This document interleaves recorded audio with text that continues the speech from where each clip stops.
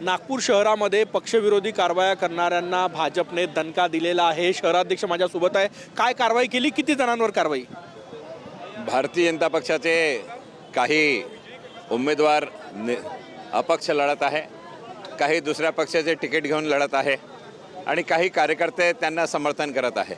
असं पूर्ण शहरात एकूण 32 लोकांवर ही कारवाई करण्यात आली आहे। ती शिस्तभंगाची कारवाई आहे। 6 वर्षासाठी त्यांना पक्षातून निलंबित करण्यात आलेला आहे। म्हणजे हा दणका मानता येईल, कारण की वर्षानुवर्ष भाजपमध्ये काम केलं आणि आता बंडखोरी केली। भाजपा हा अनुशासित पक्ष आहे, बाकी पक्षांपेक्षा वेगळा पक्ष आहे। आमच्या पक्षात शिस्तभंग हा चालत नाही, म्हणून आम्ही ही शिस्तभंगाची कारवाई केलेली आहे। मोठे नाव पण आहे, विनायक डेहनकर, चौधरी, चव्हाण, हे सगळे मोठे नाव पण यामध्ये आहे। शिस्तभंग जर लहान कार्यकर्ता असेल तरच ती कारवाई, आणि मोठा करत असेल त्याच्यासाठी तीच कारवाई। मोठा आहे म्हणून कारवाई नाही करायचा हा चुकीची बाब आहे, म्हणून सगळ्यांवर एकसारखी कारवाई आम्ही केलेली आहे। शेवटचा प्रश्न सर, जे पक्षविरोधी काम करतात किंवा करणार त्यांच्यासाठी हा इशारा आहे की केलं तर थेट कारवाई होणार?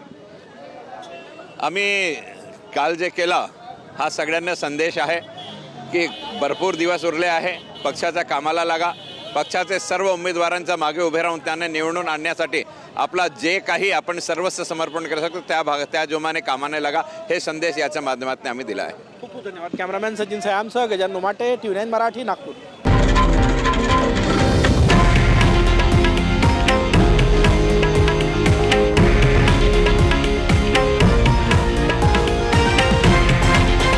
हे आहे देशातील नंबर 1 न्यूज नेटवर्क आणि आपण पाहत आहात TV9 मराठी, एकमेव।